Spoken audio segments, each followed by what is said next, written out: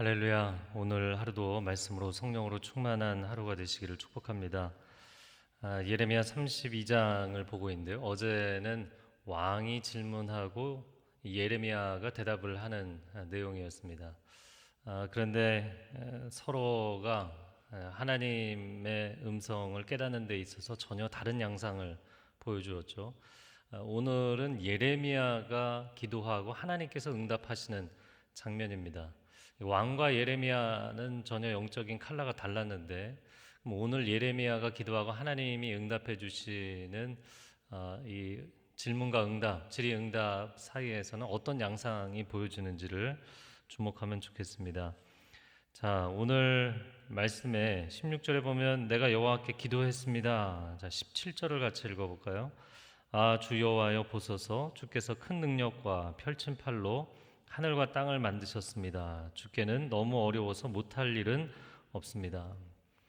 자, 예레미야가 기도하면서 하나님의 능력에 대한 이야기를 먼저 하고 있습니다. 하나님은 창조주이십니다. 하나님은 전능자이십니다. 그래서 하나님의 능력에 대해서 먼저 언급을 합니다. 그리고 18절 말씀을 보면 주께서 수천 명에게 인애를 베푸셨다.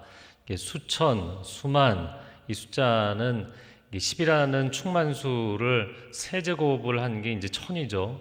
그래서 정말 충만함에 충만한 숫자이기 때문에 이 수천 명이라는 것은 모든 사람, 많은 사람에 대한 상징어인 것이죠. 주께서 수천 명에게 인애를 베푸시고 조상들의 죄악에 대해서는 갚으시는 분이시다. 하나님의 성품에 대한 것인데요. 이 하나님의 인애 또는 사랑, 자비로 번역된 이 단어는 헤세드라는 단어이죠. 하나님은 사랑의 하나님이시고 또한 공의의 하나님이시다. 하나님의 성품에 대한 이야기입니다. 자, 이어지는 19절 말씀에 보면 세 번째 하나님에 대해서 이야기를 하는데 19절 말씀 같이 읽어볼까요? 주의 뜻은 위대하시고 주의 일에 능력이 있으십니다. 주의 눈이 사람의 모든 길을 주목하시니 주께서는 모든 사람에게 각자 자기의 행동과 행위의 열매에 따라 갚아주십니다. 하나님의 심판에 대한 것인데요. 하나님의 심판에 대한 이야기를 하기 전에 하나님의 뜻이 위대하고 하나님께서 능력으로 역사하신다. 그래서 하나님의 그 큰 스케일에 대한 이야기를 하면서 또 하나님은 스케일만 있으신 게 아니라 굉장히 디테일하신 아주 섬세하신 분이시다. 사람의 모든 길을 보고 계신다. 감찰하시는 하나님에 대한 표현을 합니다. 그래서 하나님의 스케일과 디테일을 이야기한 이 세 번째 부분은 뭐가 강조점이냐면 사람의 각자의 행동과 행위에 따라 보응하시는 하나님, 하나님의 보응 내지는 하나님의 심판에 대한 것이죠. 자, 하나님의 능력, 하나님의 성품, 그리고 하나님의 심판에 대한 이야기를 합니다. 그리고 나서 20절부터 그가 쭉 이야기한 것은 출애굽의 역사부터 언급을 하면서 출애굽시켜 주시고 약속의 땅에 정착시켜 주신 하나님, 이것은 모두가 놀라운 하나님의 은혜의 손길이었다라는 것이죠. 그럼에도 불구하고 23절부터 보면 그 백성들이 순종하지 아니함으로 이 모든 재앙이 임하였습니다. 자, 그리고 나서 이제 24절에 현재의 상황에 대한 이야기를 합니다. 24절 말씀, 25절 말씀 같이 읽어보겠습니다. 보소서, 저 흙 언덕 쌓은 것을 그들이 이 성읍을 차지하려고 왔습니다. 이 성읍은 칼과 기근과 전염병을 보았습니다. 갈대아 사람들의 손에 이 성읍이 넘어갈 것입니다. 주께서 말씀하신 일이 일어났습니다. 보소서, 주께서 그것을 보고 계십니다. 여호와여, 그런데 이 성읍이 갈대아 사람들 손에 주어졌는데도 주께서는 내게 은을 주고 그 밭을 사고 증인을 세우라고 말씀하십니다. 자, 24절에 흙 언덕이 쌓여 있다라고 표현을 했는데요. 고대 전쟁을 할 때 난공불락, 잘 무너지지 않는 성읍, 그 문들을 다 걸어 잠그고 포위 공격을 해도 계속 버티는 성에 대해서는 공성전을 벌인다고 하는데, 공성전을 벌이기 위해서 축대를 높이 쌓아서 성 안으로 진입하는 일들이 많이 있었죠. 바로 그것을 이야기하는 것입니다. 흙으로 이 마운드를 쌓아서 높이 쌓아서 성을 공략하려는 이 바벨론 군대의 전략이 보이는 것이죠. 그래서 이 성읍이 포위 2년차가 되어서 칼과 기근과 전염병을 보았다. 칼이라는 것은 군대를 이야기하는 것이고, 기근이라는 것은 2년 동안 보급로가 차단됐기 때문에 생긴 것이죠. 이 전염병은 이제 식량도 부족하고 물도 부족하고 밀폐된 공간 안에, 성 안에 갇혀 있다 보니까 이제 역병이 돌기 시작하는 것입니다. 이런 재앙들을 피할 길이 없는 상황이 되었습니다. 자, 25절에 여호와 하나님, 이 성읍이 갈대아 사람들의 손에 주어졌는데도, 하나님이 넘기신다고 이미 말씀하셨죠. 그런데 왜 제게 부동산을 매매하게 하셨습니까? 자, 지금 예레미야의 기도가 하나님께 질문을 던지는 게 지금 생명의 삶의 양쪽 면에 가득 나왔습니다.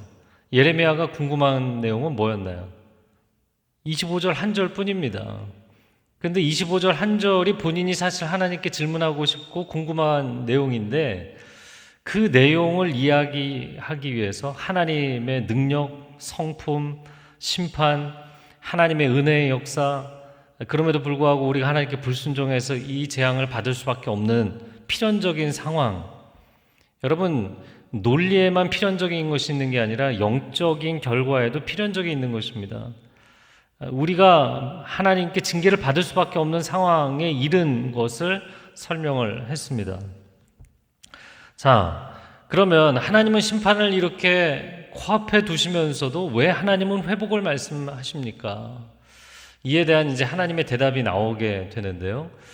오늘 본문의 뒷부분에서는 하나님의 심판에 대한 설명이 나오고, 그리고 내일 본문에서 하나님의 회복에 대한 설명이 나옵니다. 자, 그러면 하나님의 심판에 대한 설명의 오늘 말씀을 한번 볼까요? 26절에 보면 그때 여호와의 말씀이 예레미야에게 임했다. 27절 같이 읽어보겠습니다. 보아라, 나는 모든 육체의 하나님 여호와다. 내가 너무 어려워서 못할 일이 있느냐. 여러분, 27절을 보면서 이렇게 놀라게 되지 않나요? 왜냐하면 예레미야가 기도하면서 시작한 내용과 똑같은 도입부이기 때문입니다. 모든 육체의 하나님, 하늘과 땅을 창조하신 하나님이실 뿐만 아니라 모든 인간을 창조하신 하나님이시죠. 그러니까 하나님은 창조주이십니다. 그리고 또한 하나님은 전능자이시죠. 능치 못할 일이 없으신 분이십니다. 자, 하나님의 능력에 대해서 도입 부분으로 예레미야도 그렇게 기도했고 하나님도 그렇게 응답을 하셨어요. 그리고 28절에 보면 내가 이 성읍을 갈대아 사람들과 바벨론 왕 느부갓네살의 손에 넘겨줄 것이다, 이렇게 말씀하십니다. 하나님의 심판에 대한 이야기이죠. 그리고 나서 하나님께서 왜 심판하시려고 하는가, 그 심판의 이유에 대한 말씀이 이제 그 29절 이하부터 쭉 나오는데요. 하나님이 심판의 이유를 말씀하시는 것은 하나님의 성품에 대한 것이죠. 하나님께서 홧김에, 아니면 하나님께서 뭔가 마음에 좀 어려운 게 있으셔서, 그런 이유가 아닙니다. 합당한 이유가 있기 때문이죠. 오랜 세월을 헤세드, 인자를 베푸셨지만 그들이 벌을 받을 수밖에 없는 수많은 죄를 지었기 때문이라는 것을 설명해주고 계세요. 자, 예레미야의 기도가 하나님의 응답과 이렇게 내용을 겹쳐보면 중첩되는 내용이 너무나 많은 거예요. 놀라운 것이죠.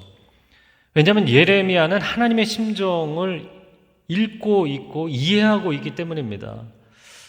하나님, 제가 이 상황이 이해가 안 됩니다. 그 한 절을 얘기하기 위해서 하나님에 대해서 이야기하고 하나님의 은혜의 역사에 대해서 이야기하고, 그러나 이 심판의 상황은 우리가 받을 수밖에 없는 우리의 잘못입니다를 이야기하죠.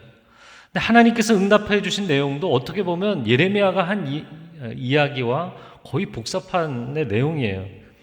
사실 우리가 이제 32장까지 오면서 예레미야서를 통해서 계속 봤던 내용입니다. 그래서 오늘 본문에서 그 내용의 구체적인 것보다 더 중요한 것은, 여러분, 어제 본문에서는 이 시드기야 왕이 하나님께 뭘 요구하는 건가요? 선지자에게 요구하는 것일 뿐만 아니라 하나님께 요구하는 거죠. 하나님, 제가 죽을 것 같습니다. 제 상황을 좀 이해해 주십시오. 제 마음을 좀 이해해 주십시오. 저는 이 진노가 빨리 끝났으면 좋겠습니다, 이거잖아요. 우리가 하나님 앞에 기도할 때도 마찬가지죠.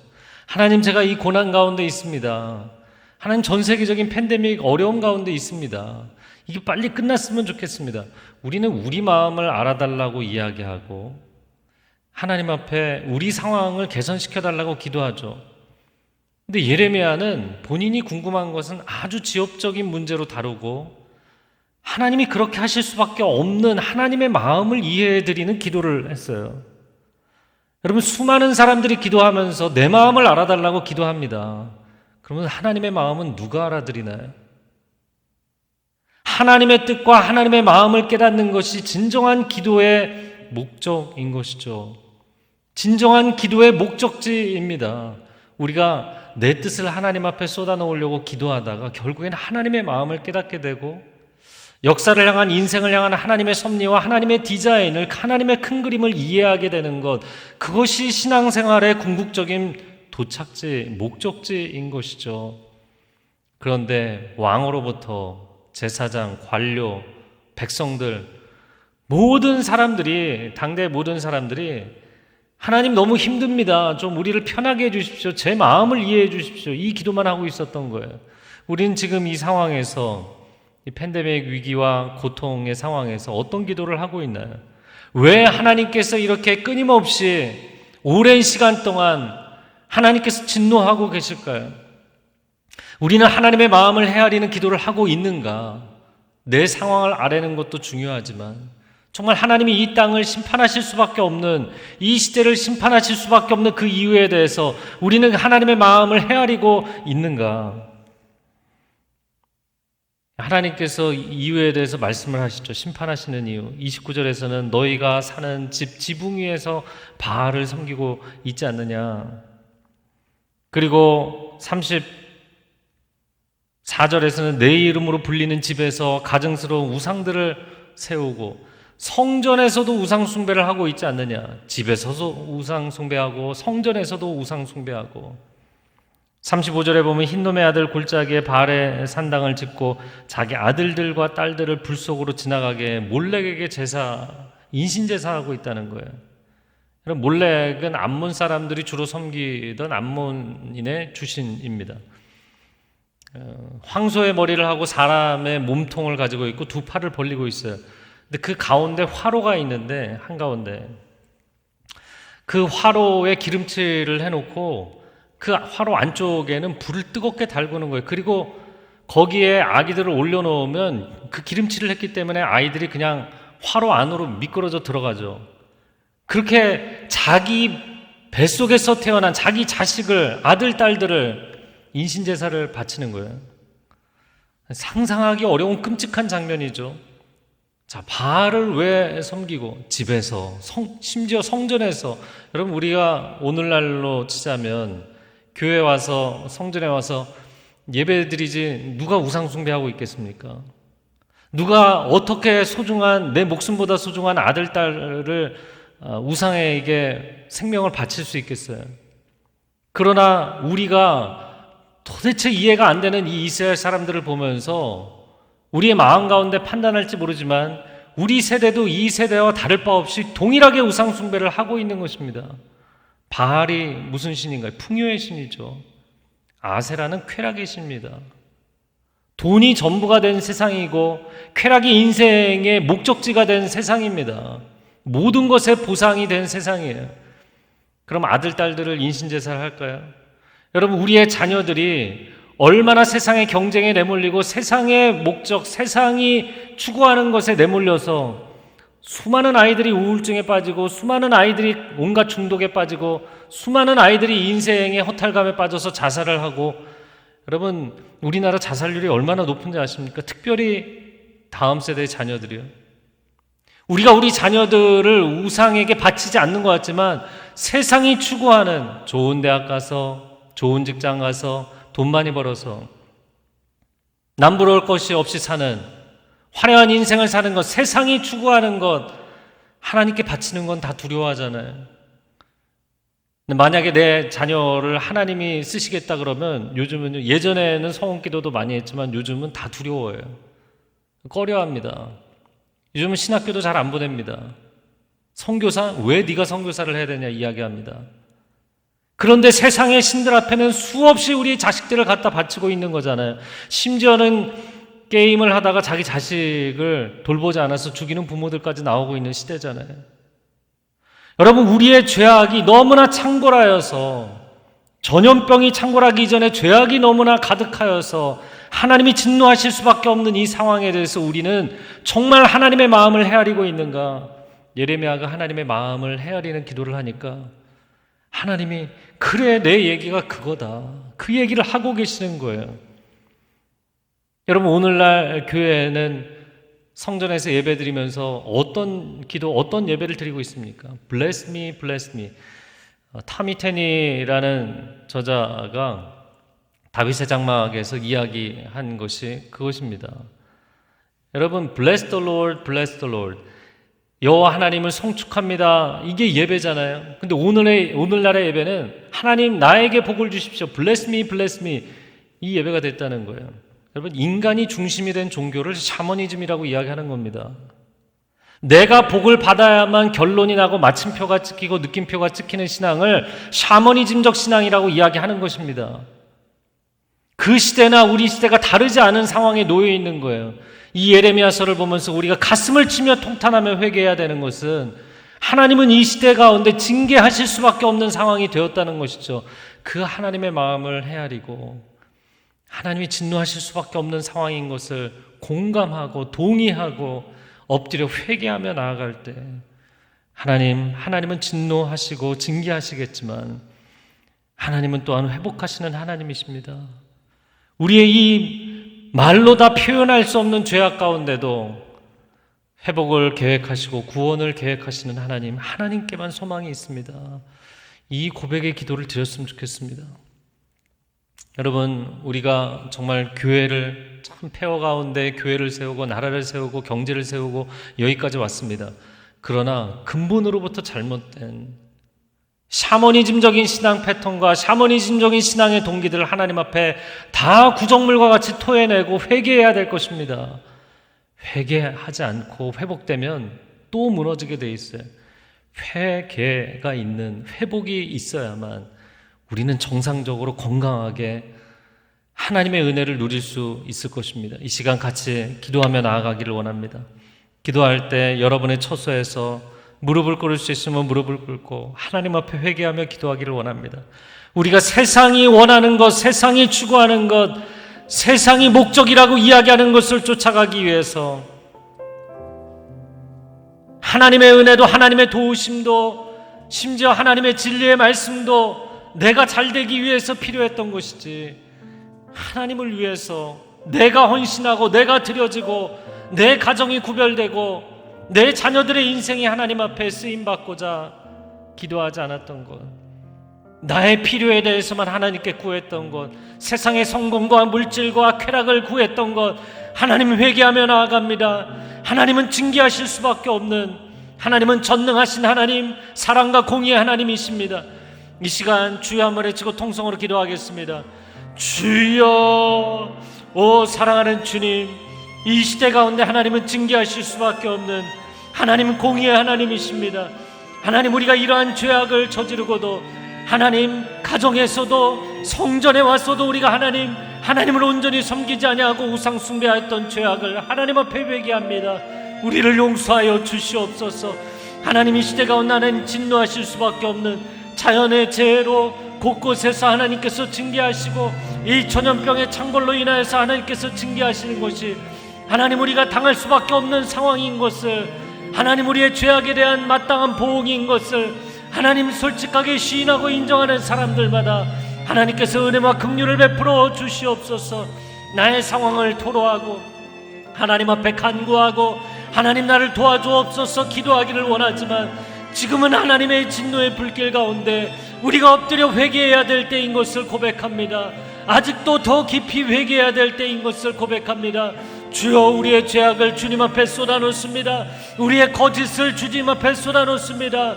우리의 거짓된 신앙의 동기를 하나님 앞에 쏟아놓습니다. 우리의 구정물과 같은 거짓된 신앙을 쏟아놓습니다. 토해내고 쏟아놓고 하나님 앞에 회개하며 나아가는 사람들마다 주님 심령을 정결하게 하여 주시고 교회를 정결하게 하여 주시고 가정을 정결하게 하여 주옵소서. 우리 자녀들을 세상의 경쟁 구도에 내몰았던 것을 회개합니다. 우리 자녀들을 하나님께 바치는 것은 주저하면서도 세상의 신들에게 바치는 것은 아낌없이 바쳤던 것을 회개합니다. 우리 자녀들이 돈을 벌고 세상의 쾌락을 누리고 세상의 화려함을 추구하는 것은 격려하면서도 하나님 앞에 열심히 신앙생활하는 것을 격려하지 않았던 죄를 하나님 앞에 회개합니다. 하나님 용서하여 주옵소서. 우리의 가정이 치유되고 교회가 치유되고 시대가 치유될 수 있도록 주님 역사하여 주옵소서. 주님 역사하여 주옵소서. 주님 우리를 불쌍히 여겨 주옵소서. 주님 앞에 머리를 조아려 회개하는 하나님의 백성들 가운데 이 시대 가운데 하나님 말씀하여 주시고 하나님의 은혜와 긍휼을 베풀어 주시옵소서. 오 주님,